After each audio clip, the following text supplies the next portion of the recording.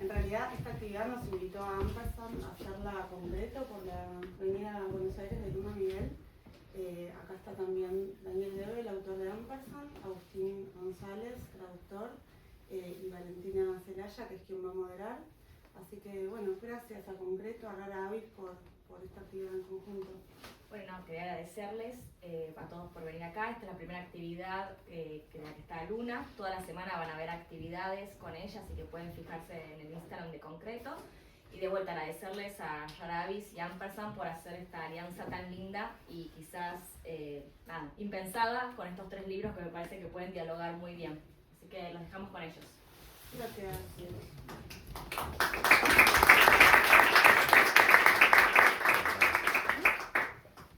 Bueno, gracias a todos por venir, gracias por estar acá. Gracias a las editoriales por invitarme a moderar. Es un placer para mí estar acá con ustedes. Paso a presentarlos. Agustín González es escritor, traductor, paisajista, músico, psicólogo, docente de historia de la psicología, practicante de ayurveda, astrología y yoga, instructor de sánscrito, amante de la naturaleza, el senderismo y la escalada. Nació el 13 de marzo de 1983 en Rosario, Argentina, ciudad en la que actualmente vive. Escribió las novelas Arrivederci, Amor Mío, el libro de cuentos de Corazón, la novela histórica de Corazón y la película de Corazón, y el libro de poemas que bajo hemos caído junto con Alejandra Benz. Sí, de Corazón también. Escribió Corazón, que es mi gata, no lo voy a escribir yo. Tradujo 2 relatos indefendibles de Lord Berners y correspondencia erótica entre Virginia Woolf y Lita Sackville West, que fue editado por Rara Avis este año y es el libro sobre el que vamos a estar conversando. También coordina grupos de lectura y escritura desde el año 2010. Daniel Gebel, a su derecha, es escritor, dramaturgo y periodista. Su novela La perla del emperador recibió el premio MC en 1989. En teatro publicó Adiós, mein Führer, 3 horas para desesperar, Padre y pornografía sentimental. Además es coautor, junto con Sergio Vicio, de 2 obras ordinarias y El día feliz con Charlie Feeling. El Absoluto obtuvo en 2017 el Premio Literario de la Academia Argentina de Letras y en 2018 el Premio Nacional de Literatura. En 2019, El hijo judío recibió el premio de la crítica de la Feria del Libro de Buenos Aires. Publicó Un resplandor inicial en Ampersand en 2021. Vamos a estar conversando también sobre este libro. Y Luna Miguel, recién llegada de España, nació en Alcalá de Henares en el año 1990. Es escritor y trabaja como editora en Penguin Random House. Publicó varios libros de poesía, entre los cuales se destacan Poesía masculina y Un amor español, ambos publicados por la Bella Varsovia. Es autora de los ensayos El coloquio de las perras y Caliente, de la novela El funeral de Lolita y del monólogo teatral Ternura y derrota. Su inclasificable Leer Mata, editado por Concreto Editorial en Argentina en este año, se publicó en España, Chile, México y Colombia. Bueno, bienvenidos nuevamente. Como sabrán, esta conversación está titulada la lectura como posibilidad de vida. Entonces vamos a empezar por ese origen. En el libro de Daniel aparece esa escena inicial de lectura en una vida, leyendo una biografía de San Martín. Me gustaría, Daniel, que nos cuentes esa escena para quienes no tuvieron la posibilidad de leer el libro y que nos cuentes también cuál fue ese resplandor inicial en el sentido de esa primera sensación en el cuerpo de una lectura y qué es lo que produce en ese momento de la vida. Y después me gustaría que Luna y Agustín también me puedan contar sobre esa escena fundacional en sus vidas. Bueno, en realidad son varias cosas. Respecto de la lectura de la biografía de San Martín como primer libro, es completamente conjetural. No estoy seguro de que eso haya ocurrido. Me acuerdo un libro de la colección, no sé, Villique, o algo por el estilo, un libro chiquitito con una foto de algún cuadro de San Martín convenientemente vestido de militar, y creo que hubo una especie de pacto comercial didáctico por parte de mi padre. Si vos lees este libro, no sé, qué sé yo, te hago un paquete con dulce de leche, ponele. Pero no estoy seguro para nada. Sí puedo recordar 2 cosas. Primero, que hay una especie de relato que toma Piglia por ahí, creo que en el último lector, sobre la lectura como escenario o espacio privilegiado y separado física y espacialmente del ámbito familiar. Es decir, Piglia relata, por ejemplo, que Che Guevara se subió a un árbol. Yo también me subí a un árbol. Y en la literatura, las personas que leen también producen un efecto de diferencia. Porque, por ejemplo, uno piensa en Julián Sorel, en Rojo y Negro, y en Rojo y Negro, Julián Sorel está puesto sobre la rama de un árbol, leyendo, viene su padre, que era dueño de un aserradero, lo ve y le dice algo así, traduciéndolo al criollo: pedazo de boludo, en vez de trabajar, está leyendo, le pega un castañazo, y si Julián Sorel no lo elude, se cae sobre la sierra que corta la madera. O sea, Rojo y Negro terminaba en la primera página con ese efecto. Bien, yo también producía un efecto de construcción de... Tanto me subía a los árboles como me ponía debajo de la mesa de casa. Me rodeaba de las sillas, eran esas sillas y esa mesa que tenían como... no sé cómo se llama. Torneadas con caras de animales o de dragones, etcétera, etcétera. Y ahí me refugiaba y leía. Ahora, el primer efecto de lectura que yo recuerdo vívidamente es una mezcla de maravilla y decepción, que tiene que ver con el momento en que me doy cuenta que aquello que me enseñaban en la escuela primaria, es decir, en el primer grado, que eran las letras, que uno aprendía simplemente por obligación, se coagulaban en frases. Yo tenía, por supuesto, como todos los chicos, afición por las historietas. Los globitos eran signos jeroglíficos y yo veía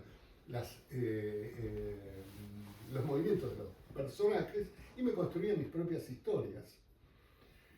En un momento, como cualquiera de esos días, estoy en la cama viendo una de esas historietas y de golpe veo que los globitos construyen sentido y me orientan en dirección de una historia. Y eso fue alucinante porque me encontraba con una nueva historia, pero tremendamente decepcionante porque abolía de cuajo, por el imperio de la letra, todas las posibles versiones de los cuentos que yo podía revisar infinitamente, porque cada dibujo me apuntaba a sentidos distintos. Por lo tanto, la decisión de escritor tiene que ver, por un lado, con la fascinación por el sentido de la letra y por la decisión previa al acto de la lectura de no voy a dejar que los otros me cuenten la historia, yo me voy a contar mi propia historia también. Lo cual, paradójicamente, cuando uno se convierte en algo parecido a un escritor, se vuelve dudoso, porque ser un escritor es también aceptar que la historia que uno cuenta no es propia, sino que es algo que acontece, como dicen los maestros Zen, y que uno ni siquiera es el autor favorito de uno mismo. Es ello lo que acontece y uno lo sigue. Bien, y no quiero ocupar más tiempo, pasó a nuestra invitada. Bueno, primero, placer estar aquí. Además, me gustan los libros que hay sobre la mesa porque el género epistolar es, y ya entre lesbianas, o sea, pues, bisexuales, ya lo mejor del mundo. Y los libros sobre libros también me apasionan, así que es un placer estar entre libros queridos, no solo personas, sino libros queridos. Sobre ese resplandor, supongo que leo porque me obligaban. Mis padres eran lo que yo llamo padres progres de provincias, que querían que su hija fuera lectora y que fuera inteligente y que fuera muy estudiosa y que tuviera todo lo que ellos no tuvieron, que hiciera todo lo que ellos no podían hacer, y eso, según ellos, se podía conseguir a través de la lectura. En aquel momento me parecía una estupidez y un rollo, ¿no?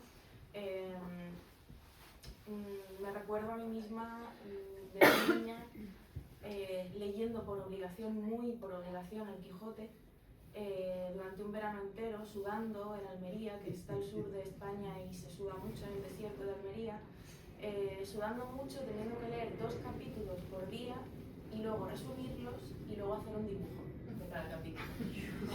Tortura. Era una tortura, efectivamente. Luego mi madre, esto es mi padre, que es, como sabréis, pues el más cabrón de todos. Pero mi madre, que era como más amable, me leía ella la Ilíada y la Odisea. Entonces eso estaba un poquito mejor. Pero bueno, porque le tengo más cariño a ella, evidentemente, ¿no? Pero las dos me parecían un poco, pues eso, un poco tortura, ¿no? Porque yo quería jugar, además hija única, toda mi familia vivía en Madrid y nosotros en Andalucía, entonces como que estaba muy sola. Y yo creo que fruto de esa obligación me llevó a descubrir, y esto se lo agradezco profundamente, a pesar de las palabras odiosas que he dicho sobre mis padres, la obligación me llevó a descubrir que toda esa soledad yo la podía rellenar de una manera muy evidente, que era con esas lecturas, ¿no? Y como bien has dicho, no solo rellenarla con lo que otros me daban, sino rellenarla también con lo que yo luego dibujaba, resumía, pintaba y creaba a partir de esas lecturas, ¿no? Entonces, para mí eso, ¿no? La lectura es obligación y dolor, pero de esa obligación y del dolor nace el mayor de los placeres que he aprendido en mi vida, ¿sí? Bueno, también antes que nada agradecer la invitación y tu pregunta me hizo recordar en realidad este primer acercamiento, ¿no? Con los libros, y casualmente fue con libros en inglés. En mi casa no había tantos libros, mi mamá era profesora de inglés, entonces los libros que había eran de inglés. Eran novelas que le habían obligado a leer en el profesorado, entonces estaban todos los clásicos. Y recuerdo de chico estar leyendo en inglés en voz alta, sin saber inglés, por supuesto, o sea, sabiendo ya leer quizás español, pero tratando de leer, y pensaba que eran libros de magia, porque tenían conjuros. Entonces, y además tenían aspectos como estos, ¿no? Como encuadernados, entelados, eran libros viejos, y tenían todo el aspecto de ser conjuros. Para mí un poco ese acercamiento tiene que ver con eso. Y recordé esta imagen, ¿no? De estar frente a la biblioteca leyendo en voz alta como si fueran conjuros de magia, palabras en inglés mal pronunciadas.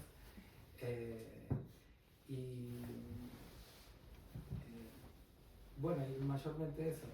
¿Recordás una fascinación en ese acto, por más de que era una lectura quizás distinta de la que nombran Daniel y Sí. Porque esto es un recuerdo quizás como muy, no sé qué edad tendré, después sí, empecé a leer, pero la verdad que los libros me los fui a comprar yo.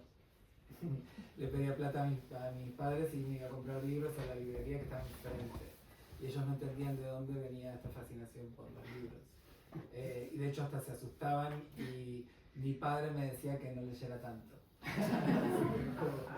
Muy contrario a tu experiencia. Mi papá me decía, se asustaba y me decía que no leyera tanto, que no leyera en la oscuridad, que no leyera en el auto, que no leyera en las distintas situaciones. Pero bueno, hoy en día está... Acá estamos. Sí, acá estamos. Bueno, partíamos del origen pensando ya en la lectura como centro de una vida. En el libro de Daniel dice en un momento: escribí para enseñarme a leer. En la nota preliminar del libro que tradujo Agustín con Paula Locatelli, dice: nuestra traducción comenzó como ejercicio de una lectura intensiva, toda traducción lo es, y de reescritura. Entonces la pregunta es: ¿en qué momento esa lectura se vuelve impulso para esto, para pasar a la acción, para la escritura, para la traducción? Ya de alguna manera algo comentaron, pero me gustaría como ahondar un poquito más en eso. Bueno, quizás retomando lo que decías, claro, la lectura obligada, la que los padres deseaban, era muy evidente, pero cuando una empieza a descubrir sus caminos y empieza a leer lo que ellos no quieren que leas, es cuando empieza la locura, ¿no? Y es cuando una decide que quiere no solo leer, sino escribir también, ¿no? Yo me recuerdo a mí misma a los 13 años leyendo Lolita, y el enfado que se pilló mi padre, que además es un padre que se ha enrollado con sus alumnas siendo el profesor de instituto, ¿no? Pero entonces el enfado que se pilló, ¿no? De que su hija estuviera leyendo eso fue descomunal. Y y ese libro me marcó mucho, en parte también porque yo sabía que estaba leyendo algo prohibidísimo. A ver qué me iba a dar a mí ese libro, porque las personas que me habían dicho desde que nací, lee, ahora no quieren que lea esto, ¿no? Tampoco querían que leyera las 11.000 vergas y tampoco querían que leyera una antología de poetas suicidas, ¿no? Todo lo que me gusta, pues todo eso estaba prohibido, ¿no? ¿Te puedo hacer una pregunta ahí? Sí. ¿Cómo llegaste a esos libros? Porque estaban en casa. Estaban en casa, sí, claro. Entonces, claro, ¿cómo puede ser que lo que me prohíben encima lo tengo en el pasillo, que había una gran biblioteca en todo el pasillo de la casa, ¿no? ¿Cómo puede ser que lo prohibido además esté ahí a la mano, ¿no? Entonces, en esa contradicción fue cuando también decidí escribir. Y escribía diarios y sobre todo poemas de amor y cosas así a chicos mayores, claro. Es el efecto Lolita. No, el efecto también yo creo que lo que veía en casa también, ¿no? Que al final uno aprende, ¿no? O una se contagia, ¿no? de lo que ve en casa. Y entonces yo escribía, creo que impulsada también por eso, ¿no? Por el secreto. Es decir, yo estoy teniendo unas lecturas prohibidas, por lo tanto lo que escribo tiene que ser secreto. Y no fue gracias a los blogs, ¿no? En aquel entonces Fotolog, o sea, hace ya mucho tiempo, que cuando me atreví a compartirlo, no ya con adultos, porque en mi casa yo sabía que los adultos podían leer y podían opinar y podían corregirme, y podían decirme, escribes fatal, pero en internet de repente había gente de mi edad con la que yo podía compartir mis mierdecitas. Y fue entonces cuando lo prohibido cuando lo secreto se convirtió en algo más plural, en comunicación con gente de mi generación que estábamos todos empezando a leer y escribir, ¿no? Pero yo creo que es eso, ¿no? La escritura me viene por la conciencia de la prohibición, ¿no? La conciencia de que un libro puede hacer daño, una palabra puede hacer daño. Yo no sé si lo que pienso, lo que amo y lo que deseo hace daño, pero no puedo enseñárselo a nadie, ¿no? Y sin embargo tengo la pulsión tremenda de sentarme a escribir, ¿no?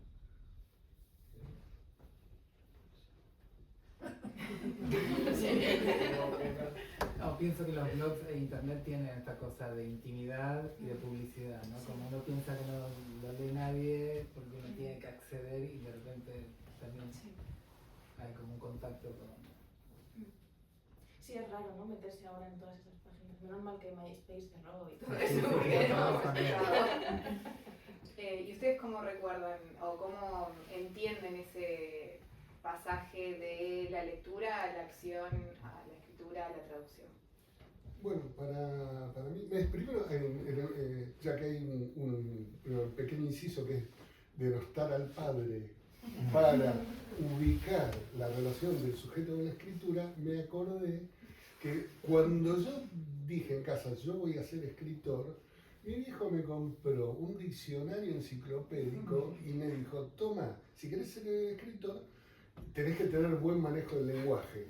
Empezá a leer por la A. Entonces empecé, no, y no duré mucho más. Pero, a diferencia de Borges, que dice que él estaba más orgulloso de lo que había leído que de lo que escribió, yo no estoy particularmente orgulloso de lo que he leído, porque no soy un lector crítico bueno, sino que soy una especie de lector salvaje que busca en los textos que lee aquello que le sirve para escribir. Obviamente soy anterior a los blogs, a los fotologs, de hecho soy anterior a internet, y mi relación con la lectura era esa relación diversa, salvaje y un poco sexualizada también, pero por una vía indirecta, porque nosotros vivíamos en San Martín y en algún momento mi madre me llevaba a comprar libros a una librería que había ahí, que era una librería, una galería, en la época en que esas galerías que tenían pasillos interiores eran la suma de la modernidad, ¿no?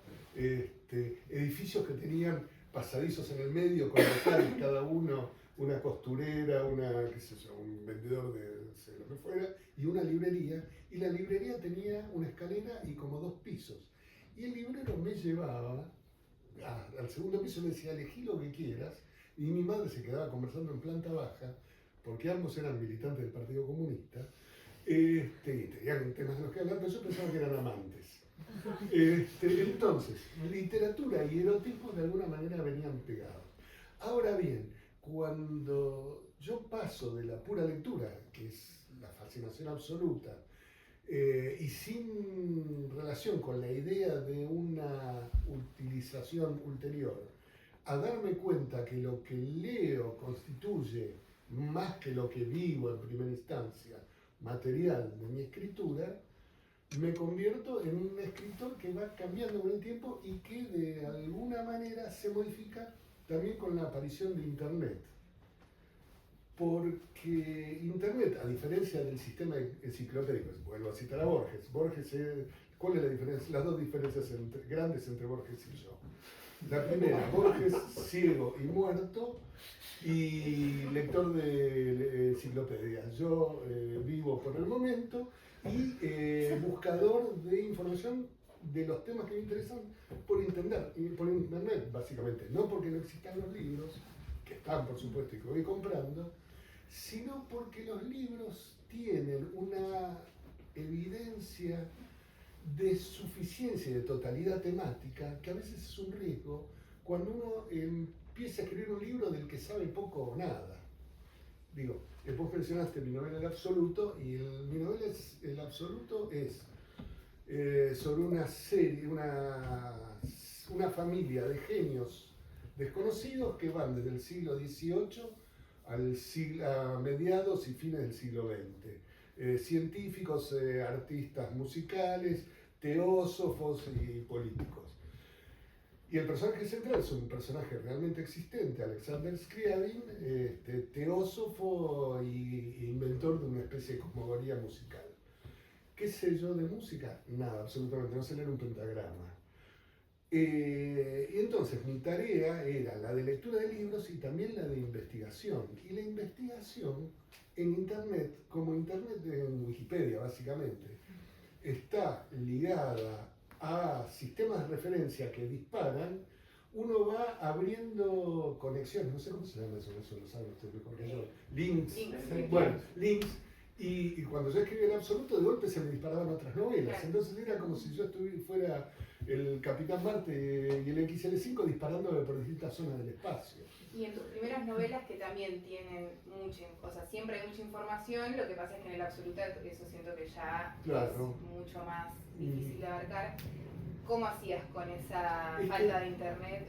Es que en esas novelas no era necesario. Por ejemplo, yo antes le decía a Luna que me parecía que su texto Lear Mata es post-flaubertiano, en el sentido que es un texto que está hecho con el saber, en el caso del texto de ella, con su propio saber físico, del que no abundaré, y del saber decir sobre el escribir, ¿no? Combinado con una mente de mosca de 10.000 ojos que va tomando de acá, de allá, de allá, de allá. Divino el libro, lo recomiendo vivamente.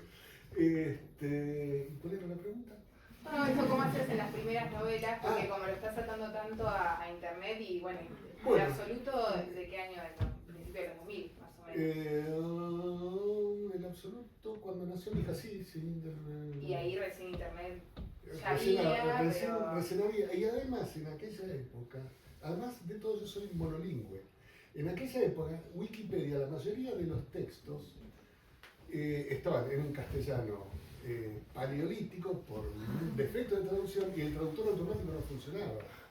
Cuando en el medio del Absoluto escribí otra novela que se llama El caso Voynich, que la descubrí en internet, y la información era completamente parcial. Yo iba escribiendo la novela y seguía buscando y aparecían informaciones dispares que yo iba incorporando. Entonces escribía la novela hacia atrás y hacia adelante, todo el tiempo, en una especie de abanico.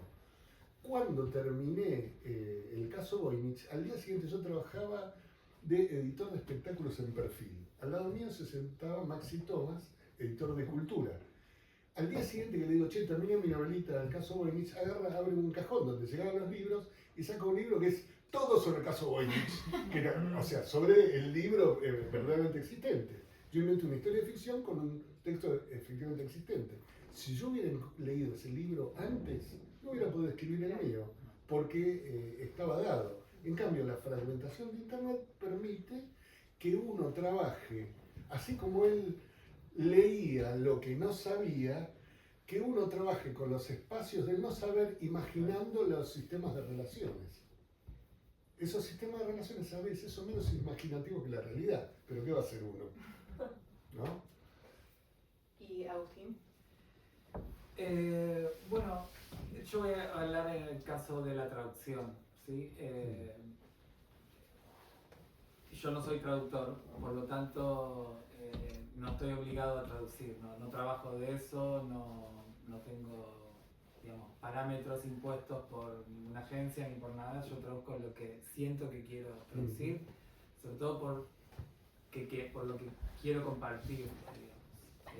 Quiero esa gente que es monolingüe pueda acceder a algo que está buenísimo y que está en otro idioma. Es ese impulso de poder compartir con un compatriota o alguien que habla tu misma lengua.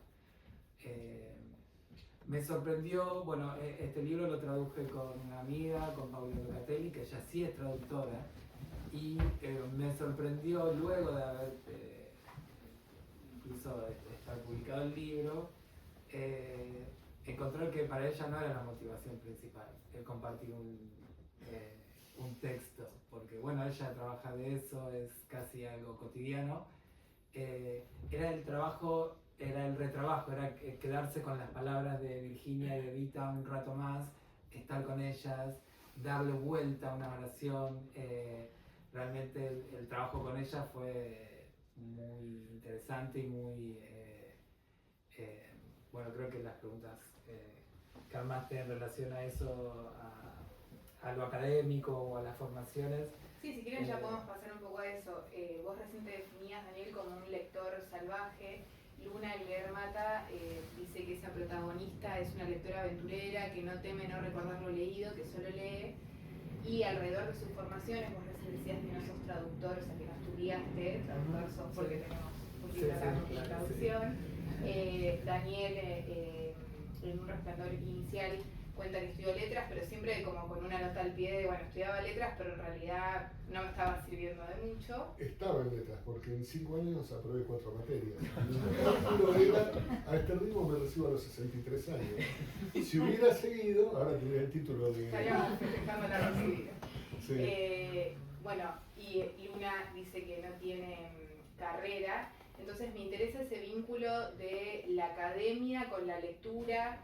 Si bien en un primer momento muchas veces cuando uno es adulto no tiene tanta capacidad de elección porque tiene que salir a trabajar y capaz, bueno, no está esa oportunidad, pero después ya más de grandes o cuando estuvo la posibilidad, me interesa saber si eso fue una decisión consciente de no encorsetar en la academia el placer de la lectura, no someterlo a una cuestión utilitarista, sino como, bueno, dejarlo en otro lugar, y cómo eso sienten que aparece en su forma de escribir o de traducir.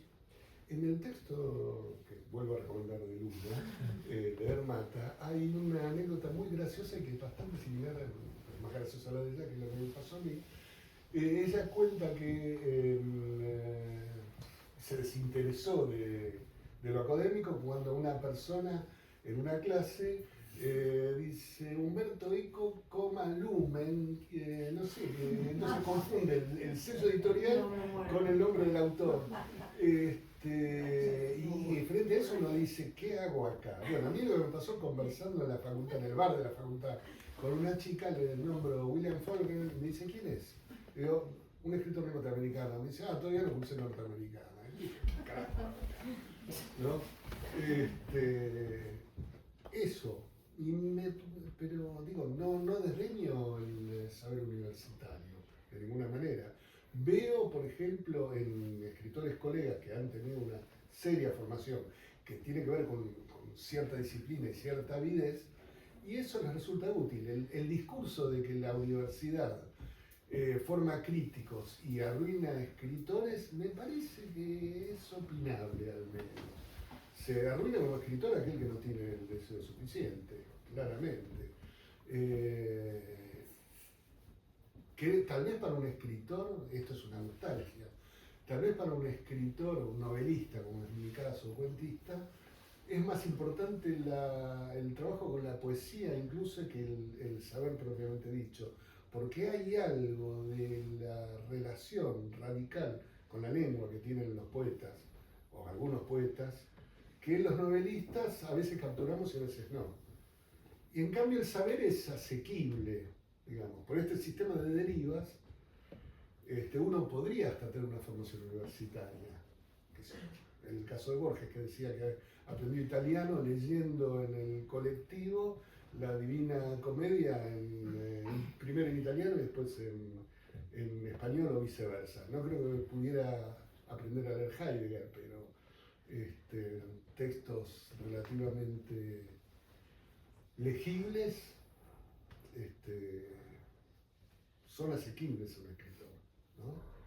Bueno, a mí en relación a lo de monolingüe, solo esto no quiero acaparar. En mi casa había, no sé si lo cuento en mi libro o no, no me acuerdo, había un doble manejo de la lengua, es decir, se hablaba en castellano, pero mis padres y mis abuelos hablaban en yiddish. ¿Por qué? Por un doble motivo. Por un lado, para hablar de política, y por el otro lado, para hablar del personal doméstico. Entonces, lo que más yo escuchaba y más llegaba a detectar era, por un lado, Nadie Werther. Nadie Werther era la traducción al yiddish de nuestra palabra, el órgano del Partido Comunista.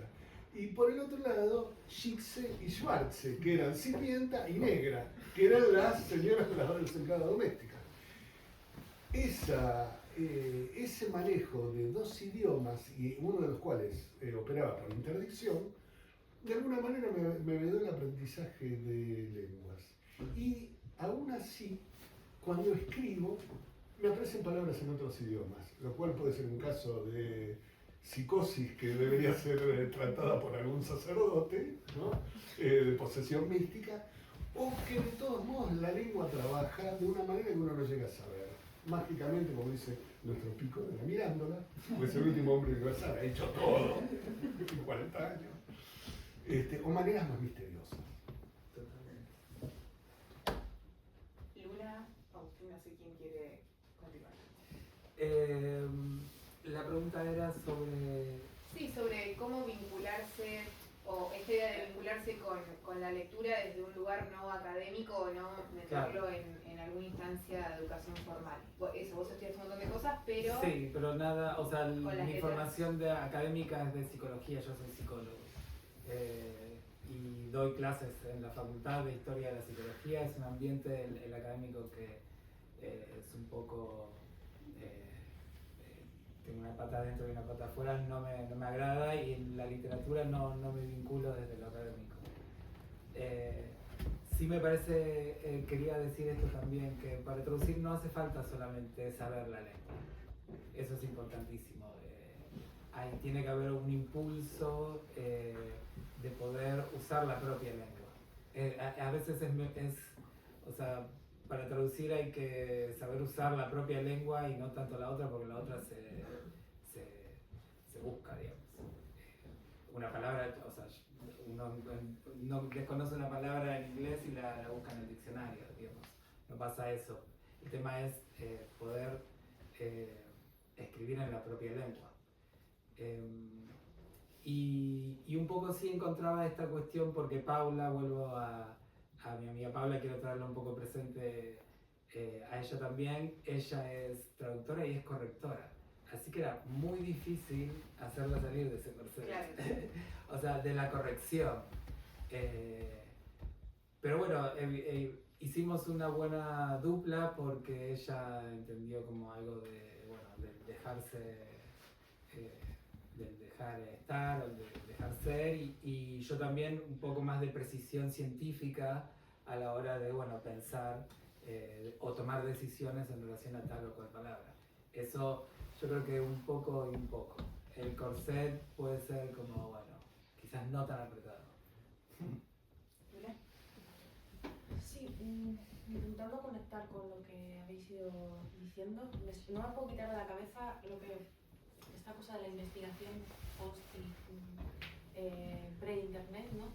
Y me preguntaba si acaso esta pasión reciente en muchas escritoras, sobre todo, bueno, también escritores actuales, de la mezcla de la novela y el ensayo, que es un poco también lo que intento hacer un poco en La Llamada, ¿no? Que hay ficción y ensayo y poesía y todo mezclado un poco, ¿no?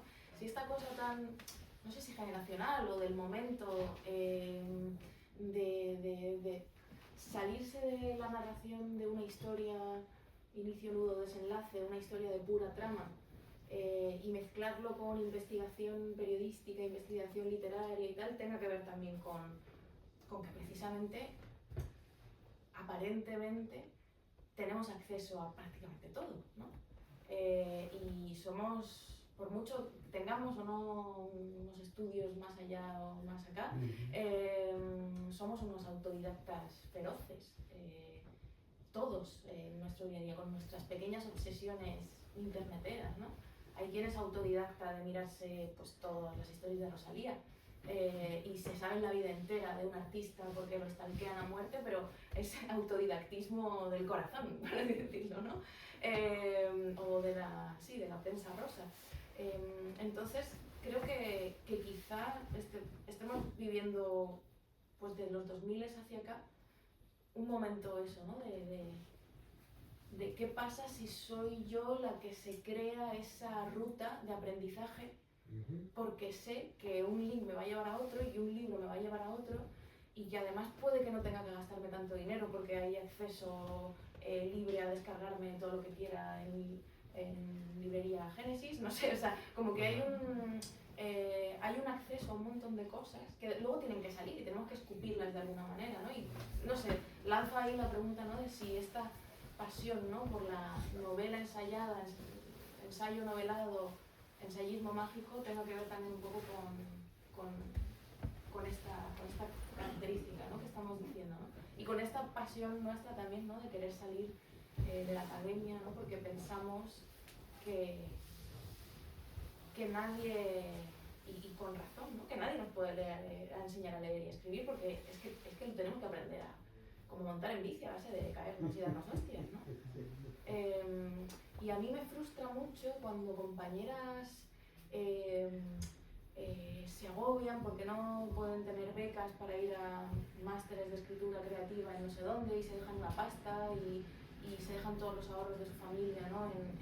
en ir a un sitio a aprender a escribir cuando realmente lo único que hacen es aprender la precariedad también, ¿no?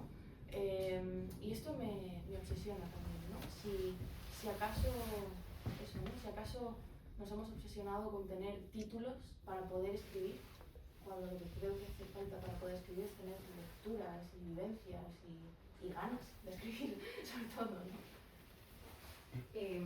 Bueno, pensando en una idea que aparece en la literatura universal, podemos decir que la literatura crea realidad y no la refleja. Esta es una idea que Daniel retoma en su libro, que Luna retoma en su libro, que aparece en El Quijote, que aparece en Madame Bovary, que aparece de alguna manera también en la nota preliminar que escribieron Agustín y Paula cuando cuentan que Orlando, que fue inspirado en el vínculo entre ellas dos, de alguna manera fue un sacudón o fue un momento disruptivo para el género biografía que era muy patriarcal hasta ese momento. Me interesaba escucharlos conversar sobre eso, sobre esta idea de que la literatura crea realidad y no es un reflejo, y cómo lo ven en esto, en la historia de la literatura universal y en cómo lo ven en Inglaterra. Bien, cómo la literatura crea realidad. Yo podría hablar cómo la traducción crea lectores. Y hay un ejemplo en relación a Orlando, por ejemplo. Orlando cuenta con la traducción de Borges. Hay cierta polémica en relación a la autoría, si lo tradujo él o su madre. Ciertamente lo hizo por encargo de Victoria, no lo hizo por placer, lo hizo por dinero y por encargo. es una traducción muy buena, pero sin embargo hay estudios que muestran cómo en Argentina Orlando se recepciona como una novela fantástica, porque está traducida por el escritor fantástico. Claro, es un personaje que vive 500 años y cambia de género. Es fantástico. Sin embargo, en Inglaterra nunca fue leído como una novela fantástico. El objeto de Virginia no era una novela de fantástico, era una parodia, un golpe a la biografía. Su padre era el director de la National Biography, es decir, era un ícono de la biografía. La biografía es un género patriarcal, súper aristócrata, que consiste en afirmar la descendencia de alguien, ¿no es cierto? O afirmar la individualidad de una persona, en general hombres ilustres, individuos. Y Virginia quiere romper con eso. En otros lugares donde el libro no fue traducido por Borges, el libro se leyó como un libro queer, como un libro de género, que un poco es, yo creo que también la intención que tenía Virginia, porque bueno, el libro, como decía Valentina, Orlando está inspirado en la biografía de Vita Sackville West, una biografía disfrazada o disimulada, pero en definitiva eso, ¿no? Como la traducción también genera recepciones de lectura, y eso es interesante, y es un poco, me parece que responde a tu pregunta, ¿no? Es muy interesante lo que decís vos. Creo que genera, no solo genera lectura, sino que genera libros nuevos, siendo efecto de traducción, ¿no? Lo que estás contando vos es, cada libro que agarraba Borges lo convertía en algo distinto. Es famosa en Argentina, más que esto, me voy a contar que no conocía, la traducción de Las Palmeras Salvajes. Las Palmeras Salvajes, traducido al castellano por Borges, es el mejor libro de Faulkner, siendo que Las Palmeras Salvajes en inglés, no es un libro muy importante de Faulkner, y cuando le preguntaron a Faulkner, ¿usted pero por qué juntó esas dos historias que no tienen mucho que ver? Dijo, pues yo soy un caballero sureño y todo caballero sureño necesita tener un caballo. Entonces la junté, dije, era una novela para que me pagaran más. Que es el modelo de escritor norteamericano, en relación dinero, producción, es poderosa. No me acuerdo, no sé cuándo leí una entrevista a un escritor norteamericano que decía que, bueno, de su primer libro no había vendido más de 10.000 ejemplares, entonces pensó en dedicarse a otra cosa. O sea, que la relación producción-dinero estaba cortada en los términos en que él esperaba. Ahora bien, yendo a tu pregunta, para ser más obediente, y incluso volviendo a una anterior que tiene que ver también con la traducción, creo que la traducción opera en dos sentidos. Primero, en ese sentido de la construcción de realidades por diferencia. Hay otro ejemplo radical acá en Argentina, que es César Aira, cuando era traductor, que primero nunca miró un diccionario, porque decía que la traducción se hace por contexto. Uno conoce una palabra, no conoce el medio, pero conoce la tercera, más o menos deduce de qué se trata. Y otra cosa, yo lo ignoro, no sé si es cierto o no, es parte de su propio mito, es que cuando él estaba traduciendo una novela y no le gustaba cómo iba, la seguía escribiendo él y la publicaba. Que de eso se dio cuenta el editor de MC, que era Juan Forn, cuando vio que una novela de, no sé, 800 páginas de la princesa Pindonga, por ahí la tenía 350. ¿Y dónde está la otra? No, dice, no. Acá bien, pero no podés hacer eso. Yo tuve la misma discusión involuntariamente con Juan Forn en cuarta o quinta novela. A mí me habían contratado, la única vez en mi vida que me contrataron para escribir un libro por encargo, que me dijeron, ¿qué preferís, el barroco brasileño o las misiones jesuíticas? Yo dije, las misiones jesuíticas. ¿Qué sabes de eso? Nada. Y me senté, empecé a investigar, a leer, me pusieron un historiador que no me sirvió para nada, pobre, buenísimo, pero no me servía para lo que yo buscaba. Y la novela era para un público infanto-juvenil. Y yo empecé a escribirla y era una novela de aventuras teológicas. Y entonces yo llamaba al editor y le decía, sacame de esa colección. No puedo, ya firmaste contrato, joder. Se lo comento a Juan Forn y me dice, pero vos te contratas por una cosa, ¿cómo podés escribir otra? Y le digo, y si a mí me contratan para escribir una novela de caballería, si me sale el Quijote, ¿qué hago? ¿La quemo? Bueno, ese ejemplo tiene que ver con lo imponderable de la escritura que no se somete a dictado en alguna clase de escritores, en otra, sin la menor duda. Ahora, yendo después de una pequeña digresión a tu pregunta, me parece que no solo la literatura no es reflejo, por lo menos no es reflejo directo del mundo, sino que la literatura crea sus realidades y opera sobre lo real. El ejemplo, y opera sobre lo real de una manera muy poderosa, cambiando los rumbos de la historia, que no solo tiene que ver con determinaciones económicas. Hay un ejemplo de un interesante compatriota de Luna, que es Ignacio de Loyola, que cuando él estaba, era un capitán, un osco capitán defensor de un fortín, no me acuerdo dónde, quise escribir una novela sobre Loyola y me quedó de costado, así que lo escribí un poquito. Y estaba defendiendo el fortín de, no sé, vascos franceses, no sé qué, y de golpe recibe un disparo de cañón que le parte la rodilla en 3 pedazos. Y entonces queda internado y pide novelas de caballería para leer. Lo único que había en ese puto castillo era un ejemplar de la Biblia. Él lee la Biblia y, siendo soldado, lo que hace es construir una legión de soldados de la causa de Cristo, que determina una serie de modificaciones históricas impensables, porque los jesuitas se expanden en su evangelización militarosa, van a China, en China se convierten en asesores científicos del emperador de la China, entran en contacto con los principales filósofos de la época. Leibniz descubre la existencia del I Ching, por ejemplo, y empieza a escribir sobre la teología de los chinos y sobre su sistema de lengua, porque descubre que para él el chino es la lengua ideal, y de ahí pasa, no sé, de alguna manera rara, también traté de meterlo en una novela y no llegué,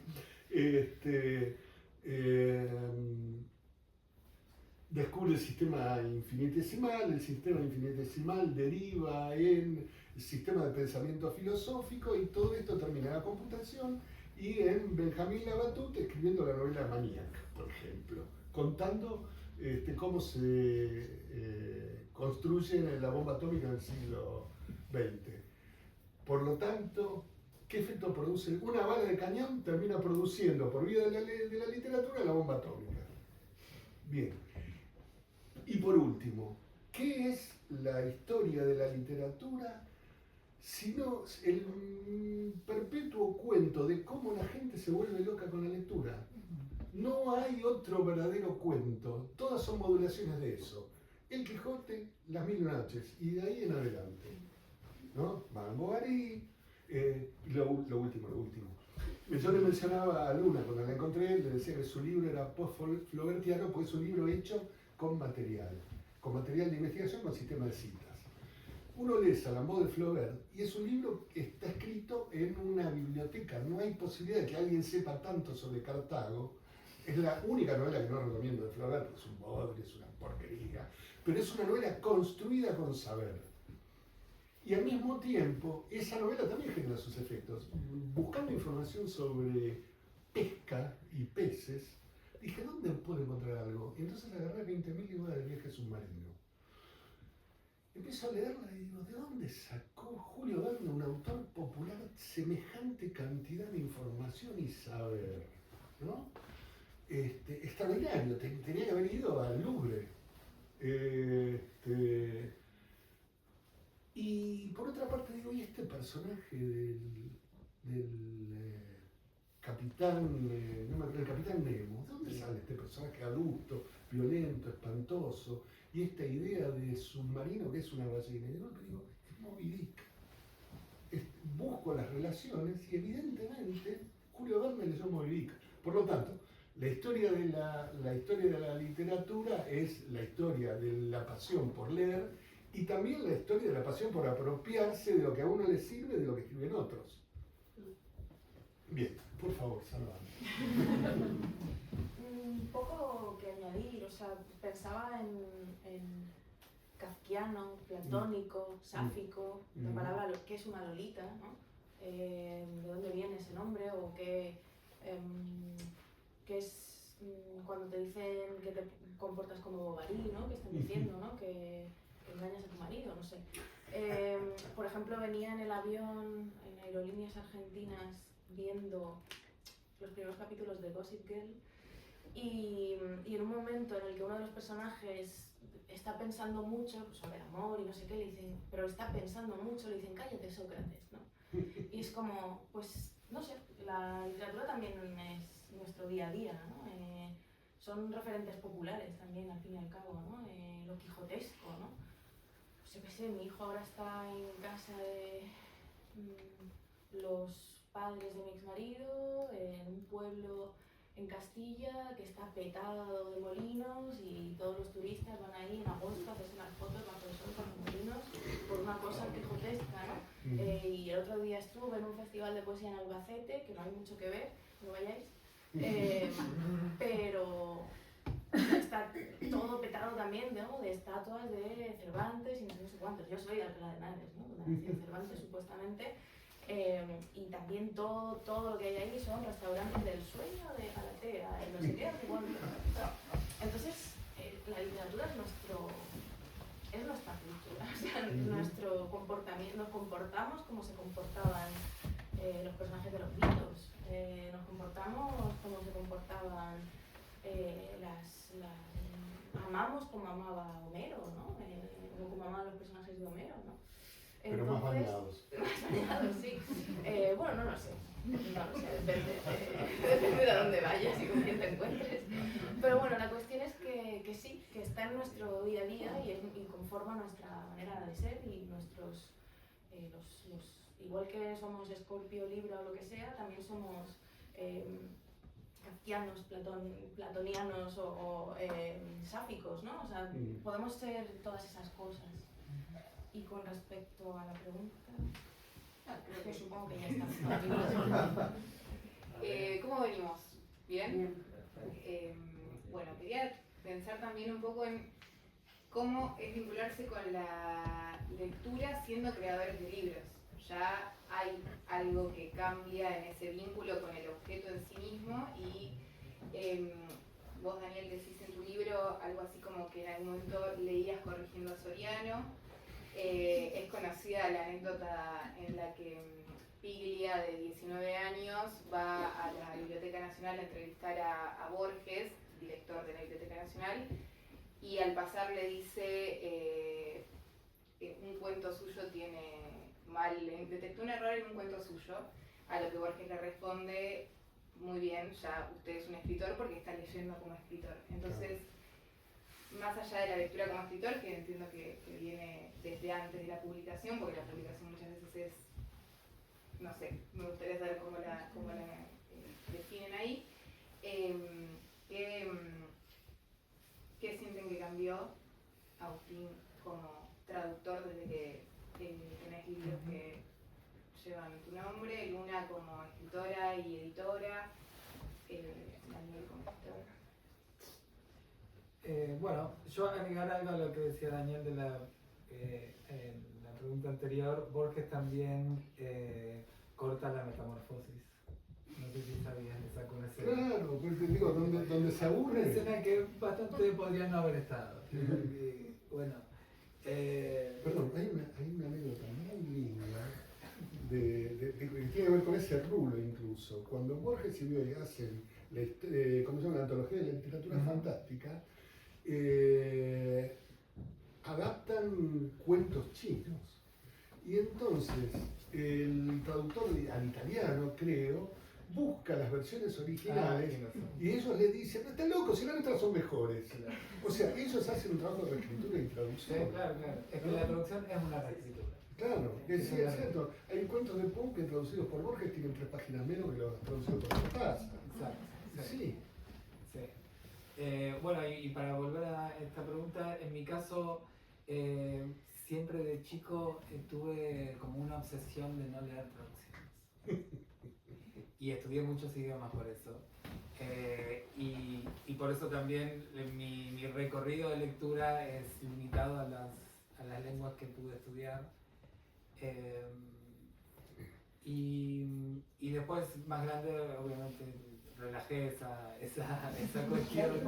Pero sí también recuerdo cuando no conseguí el original, tratar de conseguir varias traducciones y cotejar esas traducciones. Y entender o siempre saber que había un retrabajo, que uno no estaba leyendo a Virginia Woolf, sino que estaba leyendo a no sé, Pablo Ingber. Y eso es interesante. Recuerdo en el Congreso de la Lengua que se hizo en Rosario en el 2000 y algo, que fue Saramago, y él hizo parar a su esposa Pilar y la homenajeó a ella diciéndole: ustedes en realidad la leen a ella, no me leen a mí, la leen a ella. Les presento a la autora de todos los libros que han leído, si es que no han leído en español. Y hay algo ahí interesante de prestar atención a quién es el traductor. Es un detalle muy interesante y da muchos datos. Y por lo general me cuesta leer traducciones en un español que no es el mío, me cuesta muchísimo. Y por eso la decisión de la traducción de la correspondencia fue usar el rioplatense. Fueron decisiones interesantes porque bueno, habría que ver cómo cae eso en otro lugar. Pero no hay razón por la cual Virginia y Vita no puedan usar el vos y usar el tú, digamos. Es decir, ya es una ficción esa construcción. Sí pasaba cosas interesantes, porque claro, nosotros nos relajábamos y decíamos en un momento, Virginia dice que Vita se viste como una cotorra, y nos encantaba que se vistiera como una cotorra, pero claro, la cotorra es un animal criollo. Y ya ahí había un límite que cruzar. Virginia Woolf no tenía la imagen de una cotorra, tenía así la imagen de un loro, de un perico. Claro, pero no quizás. Entonces no queríamos usar la palabra perico porque no es una palabra que usamos. E intentar, bueno, llegar a un intermedio entre, bueno, ser honesto con la propia lengua, pero también ser honesto con la mente del autor, con la imagen que tenía, con las ideas que tenía, ¿no? Buscar un poco la honestidad. Pero respecto de eso, bueno, no sé si pero me desvío un sentís que poco. ahora estás, eso, que lograste pasar a leer traducciones por más de que tengas esa conciencia de elegir qué traductor lees. Sí. Quizás en un principio como lector no lo hacías. Sí. Quizás, no sé si sigo leyendo traducciones, si leo tantas traducciones, sigo leyendo en lenguas originales. Es siempre que puedo.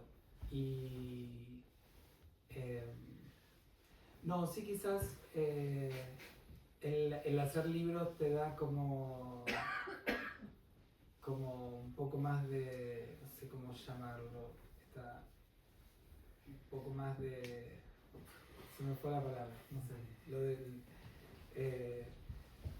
no sé, quedamos ahí. No te animaste del todo.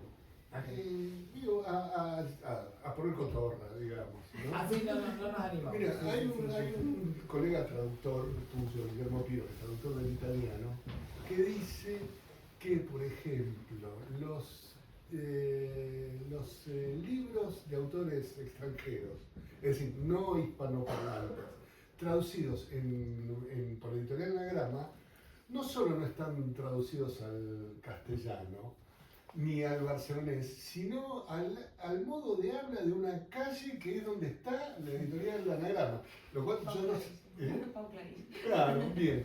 Y es cierto que algunas veces uno agarra libros de Anagrama y las traducciones resultan intolerables y solo son posibles de leer los libros de los autores españoles que publican Anagrama o los autores argentinos que publican Anagrama, que hay que ver si se sienten obligados a escribir de una determinada manera o no, no lo sé.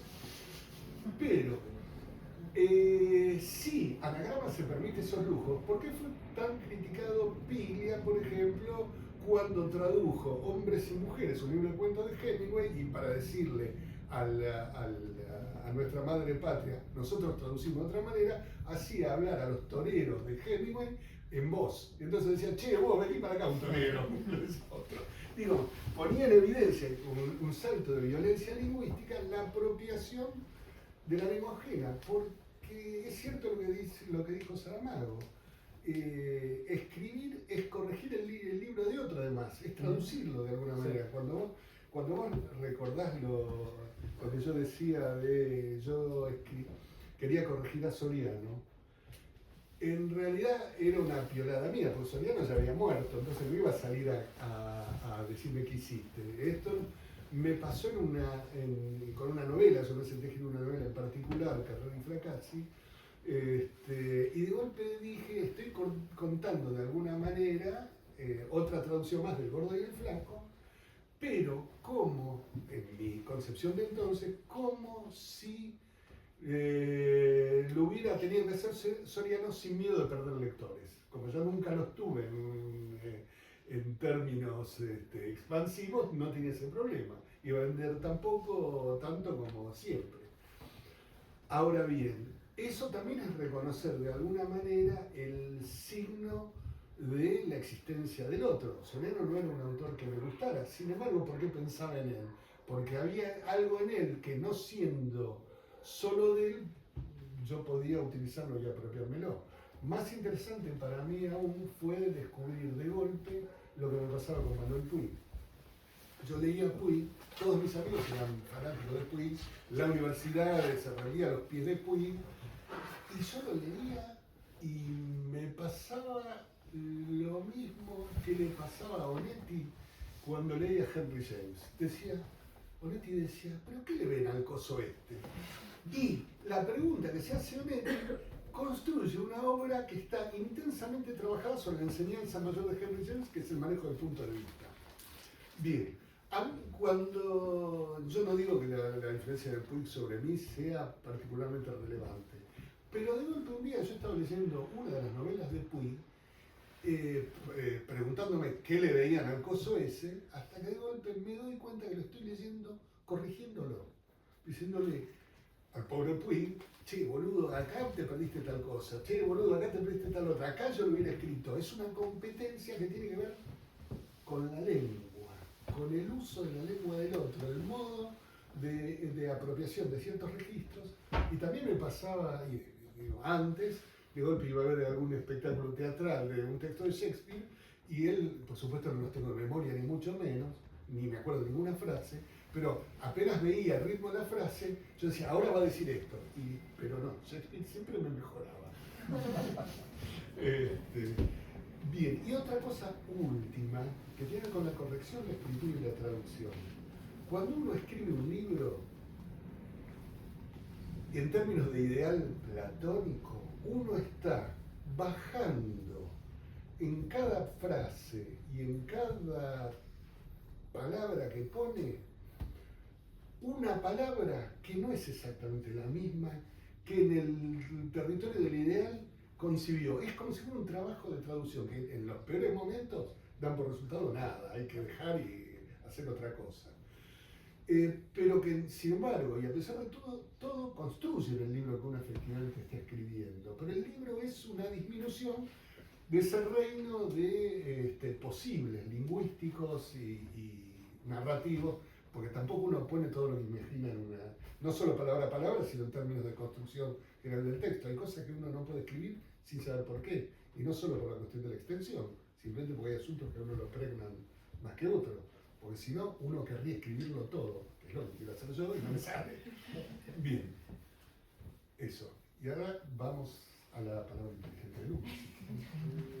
Sobre esto último que has dicho, recientemente leía el final de La Fe de Johan Green, que decía que más bien para él escribir es recordar, porque ya lo tenemos, o sea, esas conexiones de las que hablabas, él dice que el trabajo del novelista no es tanto escribir como recordar lo que ha pensado sobre lo que quiere escribir, ¿no? Entonces, por eso se nos escapan cosas, o por eso obviamos cosas, porque las primeras tenemos que hacer reales en nuestra cabeza, ¿no? Y entonces escribimos, o sea, solo podemos sentarnos a poner palabras en el papel, en el documento de Word, ¿no? Cuando nos sentamos como quien está escribiendo un recuerdo en su diario, ¿no? Y eso me gustó mucho. Hilando más con lo que decíais, también me pregunto con qué acento leemos. Yo antes he hablado de lo del Quijote porque era una historia mucho mejor, lo de tener que copiarlo y tal, pero en realidad, y no es por ser pelota, empecé leyendo apasionadamente Mafalda. Tenía todo Mafalda, el libro gordo, me lo guardaba debajo de la cama y todas las noches leía viñetas. Pero para mí fue una sorpresa descubrir que era argentino, aquello que estaba leyendo, porque yo de niña no sabía. Yo tenía un poquito de acento andaluz en aquella época, entonces para mí el vos y todo eso me la sudaba. Yo digo, hablan raro, ¿no? Pero no sabía que eso era argentino, no sabía que era Argentina realmente, ¿no? Entonces es también con qué acento leemos, ¿no? ¿Qué acento ponemos a lo que leemos? Yo muchas veces me lo pregunto, ¿no? Sobre todo ahora que pues este libro ha salido en distintos sitios, ¿con qué acento se lee?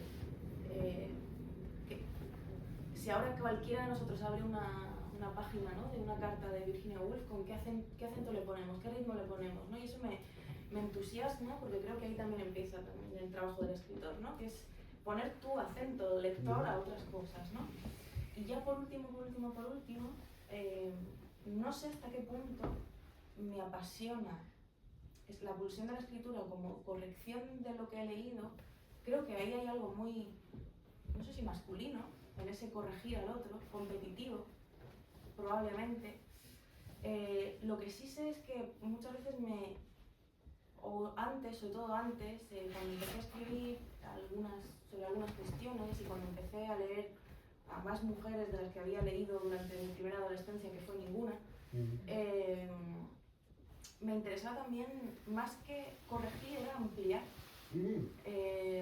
Por ejemplo, a mí me obsesionaba mucho Bukowski y Salinger, entonces yo leía sobre adolescentes cabrones, que hacían pellas, que salían a hacerse pajas con los amigos, que disparaban, que robaban, ¿no?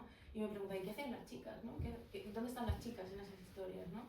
Y siempre pensaba, a lo mejor lo tengo que contar yo, a lo mejor lo tengo que contar yo, a lo mejor lo tengo que contar yo, ¿no? No era tanto competir contra esos muchachos que me gustaban y con los que me identificaba, como intentar ver qué no se había contado de ahí, ¿no? Porque se dice mucho, ¿no? Que todo está dicho, pero ¿qué más da, no? Siempre hay algo más que decir, yo creo. Bueno, yo quisiera agregar algo en relación a esto de la corrección y de la traducción. Sí me pasa y sí me permito censurar cierta misoginia o cierto machismo cuando aparece. Incluso la misma Virginia Woolf, que era bastante machista, más de lo que uno podría imaginar en sus dichos. Encontramos que, o por ejemplo, un poema en sánscrito de la Advaita Vedanta que es muy espiritual y es súper elevado y de repente tiene una expresión misógina, ahí sí me permito corregirla, transformarla, censurarla. Es como una pequeña corrección o transformación de reescritura que, bueno, quizás hasta le hago honor al texto y al escritor, corrigiéndolo sobre ese Ya para ir cerrando, los libros de Luna y de Daniel tienen muy marcado esto de el libro que habla sobre libros, la nota preliminar de la correspondencia erótica también. Quería preguntarle si en esto que vos decías recién, Luna, de al escribir es como una relectura o un bajar lecturas que uno ni siquiera recuerda tener, que aparece en Leer Mata, vos lo decís como lo que leemos se nos contagia, aunque podamos portarlo toda la vida de manera sintomática.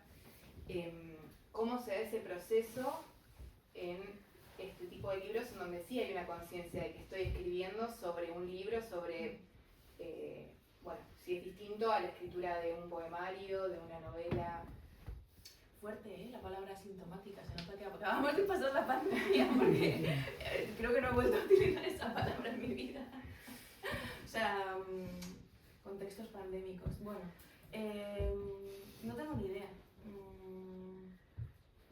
no sé cómo escribí no me acuerdo cómo escribí este libro. O sea, es que cada libro es diferente. Aquí lo hemos hablado, ¿no? Cada uno lleva su proceso y si intentas repetir lo que hiciste en el anterior, ya lo estás, o sea, ya hay algo que no funciona y de repente te vas por otro lado, investigas de una manera. Lo que sí que hice con este libro y con una obra de teatro y un poemario que escribí más o menos al tiempo, en los mismos, cruzándose los meses y los años, ¿no? De la escritura, fue reírme mucho. Creo que nunca me había interesado tanto por el humor como en este libro. En las notas de pie de página intento reírme de todo y crear palabras locas. La testosterona, ¿no? Y cosas así, ¿no? O sea, como que quería reírme y quería reírme de mi oficio también, ¿no? Y como que en otros libros de esa época, poesía masculina o ternura y derrota, como que intenté también disfrutar. Porque para mí antes, quizá cosa de adolescente exótica, la escritura era un sufrimiento. Y yo lo he dicho antes, es una obligación, y la lectura es una obligación, ¿no? Entonces sacar de ese sufrimiento y de esa obligación y de ese sufrir escribiendo, de empezar a divertirme, creo que fue lo que cambió el asunto, ¿no? Y encima, como estaba leyendo libros sobre libros y todo era metamovidas y todo era vilamatiano y todo era de esa calle de Barcelona, que me queda muy lejos de mi casa, pero al fin y al cabo en la misma ciudad, pues ese es el único cambio que yo diría, el humor. Intentar reírme también de mí misma como escritora. Daniel. ¿Cuál es la ¿Vos? pregunta?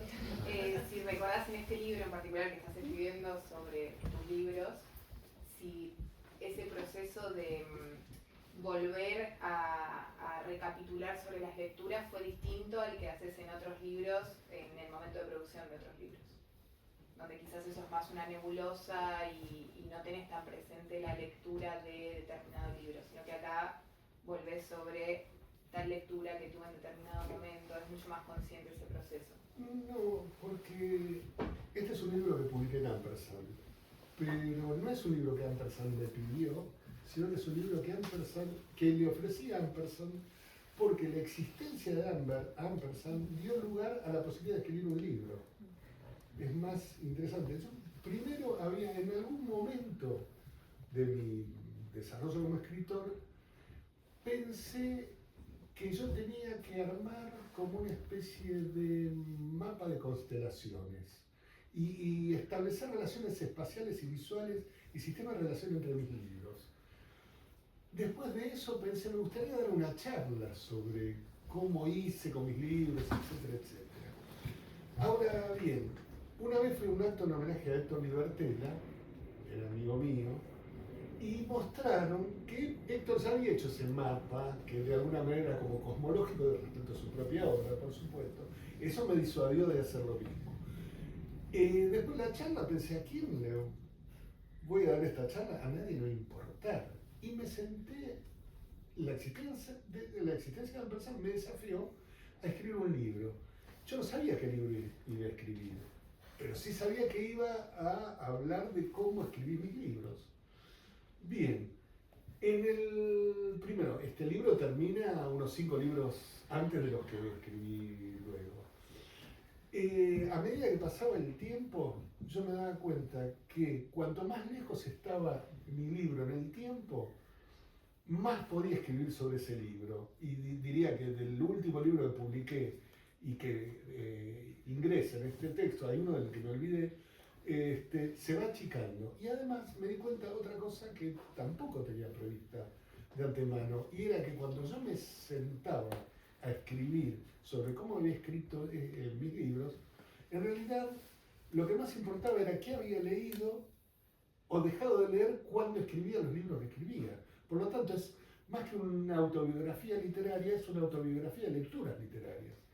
Después, por supuesto, cuando se ve el libro, Graciela Baticuore, la editora, me dijo, bueno, pero ponelo de tu infancia. Entonces yo dije, todo el mundo hace lo mismo, pero bueno, si me lo pedís, lo hago. Pero, digamos, el libro no estaba diseñado de ninguna manera, estaba dirigido. Es más, lo escribí antes de ofrecerlo. porque Graciela podría haberme dicho que no. Me dijo, qué alegría. Bueno, claro, si ella es la autora del libro como editora, sin habérmelo pedido. Y me parece que con todos los libros pasa eso, que siempre exceden, se corren, deforman y transforman las ideas que uno tiene respecto de lo que quiere escribir y se cierran en incompletud y piden continuaciones a futuro, básicamente. Y me parece que eso es escribir, ¿no? Ahora, algo que me quedó colgando sobre el machismo y la corrección, etcétera, etcétera. Creo que hay un signo, cuando yo empecé a publicar, había muy pocas escritoras que se conocían. Yo conocía solo a Matilde Sánchez, que me parece una escritora fantástica.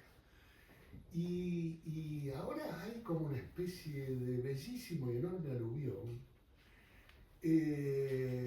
con signos completamente distintos de los que pueden, a contrario de todo lo que pensé todo el tiempo, que no importa el sexo de un escritor y que no se lee el sexo de un escritor en los textos, hay notables diferencias y placenteras diferencias donde las mujeres abren mundos para los escritores varones.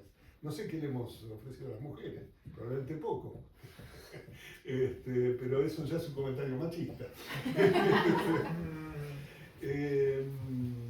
Creo que eso abre otra mesa de debate. No sé si mañana justo tenéis una proyección, ¿no? El miércoles de Orlando. De Orlando de Pueblo Preciado. Yo sobre este tema justo recomiendo mucho la peli también. ¿Cuál? Orlando de Pueblo Preciado, que es como es una locura. Es una biografía política que hace a partir de Orlando. ¿Y en dónde se proyecta? En el Puticlub. ¿En el qué? Queda en el microcentro. Bueno, después por ahí te doy información. Sí, conozco el microcentro que trabajé toda la vida, pero decime la calle. No sé de acá. No sabes. No, Perfecto. Marcelo Tellerreal y 9 de julio. Ok. Marcelo Tellerreal y 9 de julio. ¿Cómo? Marcelo Tellerreal y 9 de julio. Perfecto. Puticlub a las 7. A las 9. 9, a las 9. Vamos a presentar y a leer cartas con astronauta, con la de Carlos Pellegrini. Y bueno, en relación a lo que decías, este libro es un libro sobre un libro, porque la correspondencia de Evita y Virginia es desde el 22 que se conocen hasta el 41 que Virginia muere. Están toda la correspondencia, es muy copiosa, están de todos esos años. Lo que hicimos nosotros es el recorte de 1927, la primera carta en donde Virginia tiene la idea de Orlando y se la comunica a Evita y le pide permiso.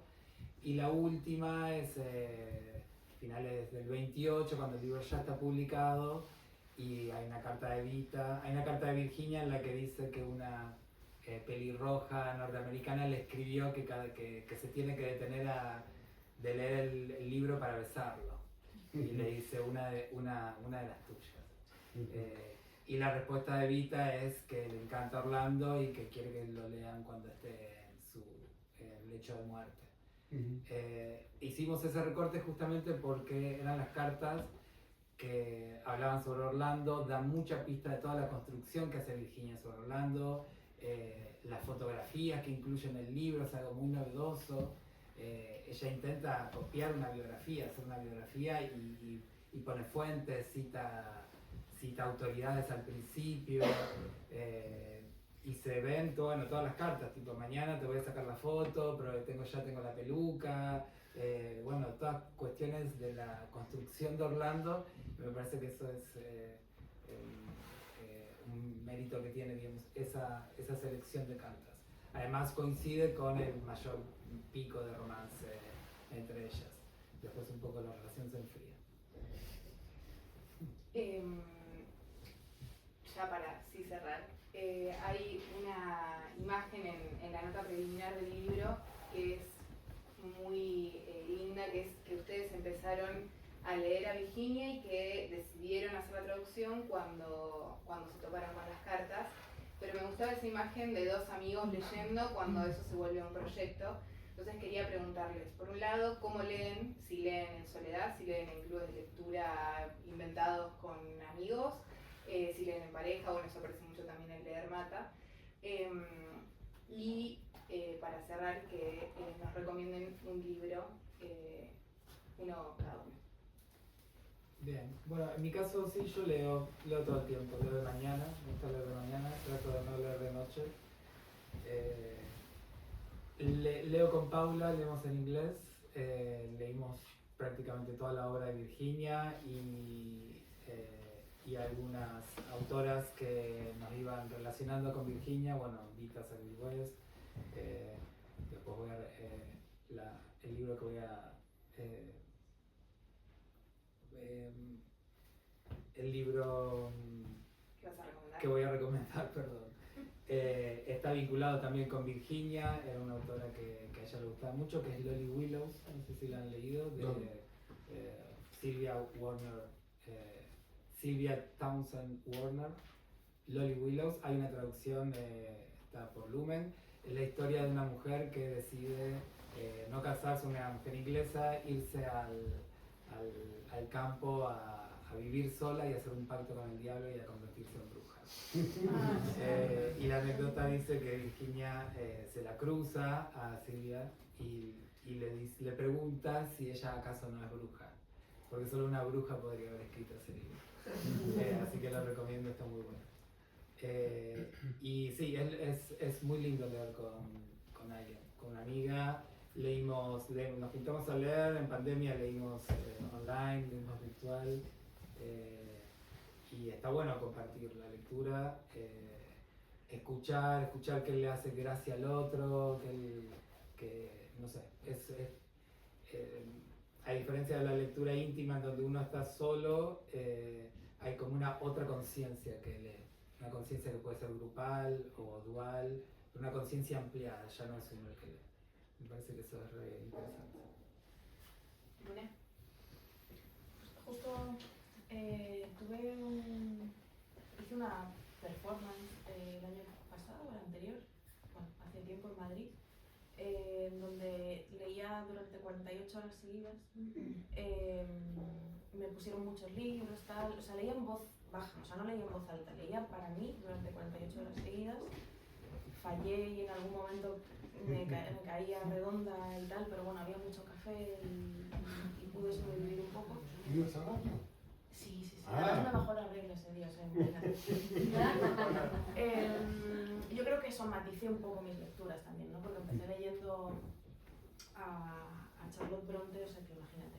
Pero bueno, la cosa es que la performance consistía en estar sola leyendo y ser el objeto mirado y que la gente mirara a la lectora, ¿no? Pero conforme iban pasando las horas, la gente se iba y venía y traía sus libros y se ponían a leer, y hubo gente que estuvo esas 48 horas que a lo mejor iban a su casa a comer, a ducharse y a tal, ¿no? Había una pareja que además decían, luego hablé con ellos que estaban en el paro, entonces que esos días les vinieron muy bien también para salir de casa y pensar en otras cosas, ¿no? Y de lo que me iba dando cuenta es que yo iba decayendo y que las horas que pasaba sola, sobre todo entre las 6 de la mañana y las 12 del mediodía, entre semana en Madrid, pues la gente se iba a trabajar o lo que sea, y pues estuve sola mucho rato y ahí me moría y quería, y por mucho que me hubiese impuesto leer y que tuviera libros interesantes a mi alrededor, era horrible la experiencia. Se llamaba La muerte de la lectora, la performance. Entonces, la cuestión es que, ¿cómo sobreviví? Pues cuando hacia las últimas horas iba llegando gente y venía y leía y nos escribíamos notas en los bordes y yo leía un poco en voz alta para ellos, les leí un libro entero de Amelino Tom en voz alta, luego como que nos escribíamos notas y les preguntaba qué estaban leyendo y se me acercaba, aunque estaba prohibido meterse en el espacio de la lectora, como que se acercaban y leí y se ponían así tumbados a leer también y cómodos y se traían cojines, y de repente esa performance que era la lectora, ¿no? Esa lectora iluminada que está ahí en una especie de iglesia ahí tumbada en Madrid, ¿no? Recibiendo miradas de los otros, ¿no? La gente mira a la mujer que lee, se convirtió en una biblioteca y en una lectura colectiva. Y si yo no desistí y no me fui de allí, fue uno, porque me pagaban, y dos, no tanto, pero bueno. Y dos, porque luego me lo gastó todo en terapia después de esa mierda, pero bueno. Y dos, porque había gente leyendo a mi alrededor. Y eso fue increíble. Y si sobreviví también la última noche fue porque vino mi pareja y se puso a leer conmigo que es lo que hacemos habitualmente, leer mucho juntos. Y el notar el cariño de otros lectores y la sensación de que, aunque estuviéramos leyendo para nosotros mismos, estábamos en comunidad, me gustó mucho, mucho, mucho. Y refutó este libro. ¿El libro para recomendar? Ya que estamos aquí, de Ampersand, me gusta mucho el de Margot Glantz. Y me gusta mucho también, bueno, el trío así que hacen, el de Margot Glantz, el de Tamara Kamenstein y el de María Moreno, me parece que podrían ser pues 3 pildoritas chulas. Me gustó lo que contó recién Luna porque puso en escena de manera actual el encanto de Sherezade, sin necesidad de cimitarra y de Gran Visir, ¿no? El efecto de encantamiento que produce el acto de la... Porque en el fondo Sherezade cuenta pues lo que nosotros leemos, por lo tanto Sherezade nos está escribiendo. Bien, ahora, en relación a qué libro recomendaría, yo no puedo recomendar uno solo. Bueno, nombro autores y no nombro libros, es una pequeña trampa. Petronio, Cervantes, Lawrence Turner, Benjamin Constant, Flaubert, Stendhal, y luego pasamos un poquito a la Y si modernidad. tuvieses que elegir un libro que no sea de un autor muy conocido, pero que sea de algo así que es una joyita que descubriste y que no... Tengo 2. Bueno, Sí, ahí vamos, bien. mejor. Bien, recomendaría los libros que abren caminos y hacen felices a los autores y lectores. Mi primer gran descubrimiento, pasando la primera infancia, es Sino el egipcio de Mika Waltari. Es una novela histórica que me abrió un mundo, que es el de pensar que una novela puede contar la vida de un sujeto que comprime varias vidas. O sea que la voz melancólica de Guattari narra una historia que es un pastiche de toda la literatura universal, contada en primera persona por un protagonista que vive muchas vidas en una. Y eso de alguna manera, Sino el egipcio es una novela gorda, no es un autor conocido ahora ni particularmente prestigioso, aunque mi amiga Matilde Sánchez, que se reía de mí cuando yo le hablaba de Mika Waltari, me dice, estuve en Finlandia y ahí Mika Waltari es Borges. Bien, o sea que hay especificidades. Y otra novela que para mí es una novela dichosa y ya olvidada, es La boca del caballo de Joyce Carey, que es una novela de un irlandés y por lo tanto inglés, post-joyciano.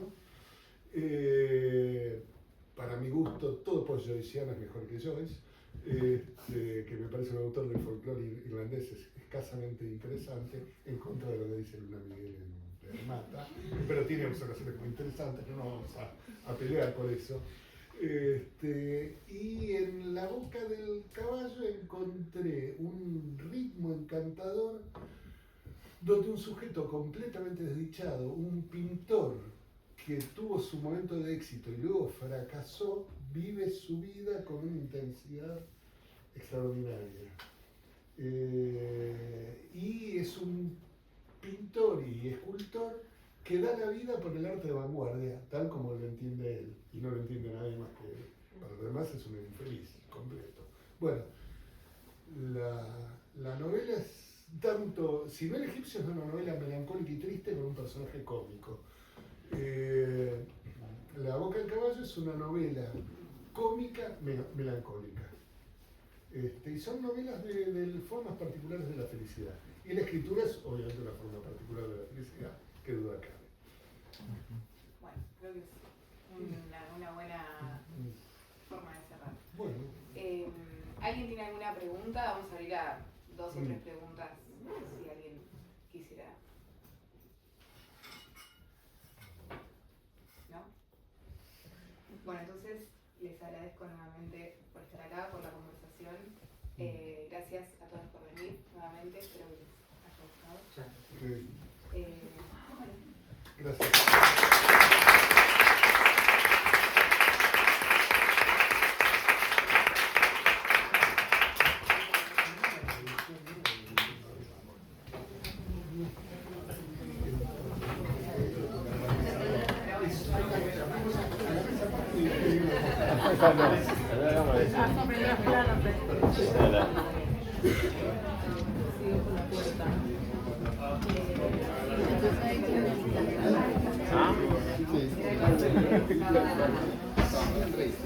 Luego parecía el video.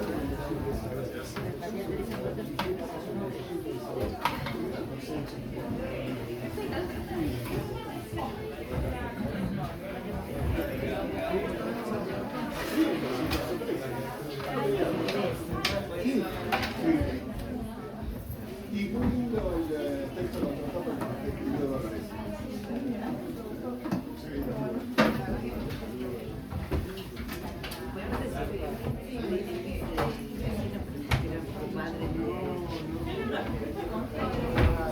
No, con Félix no, con Vicio escribimos un libro que es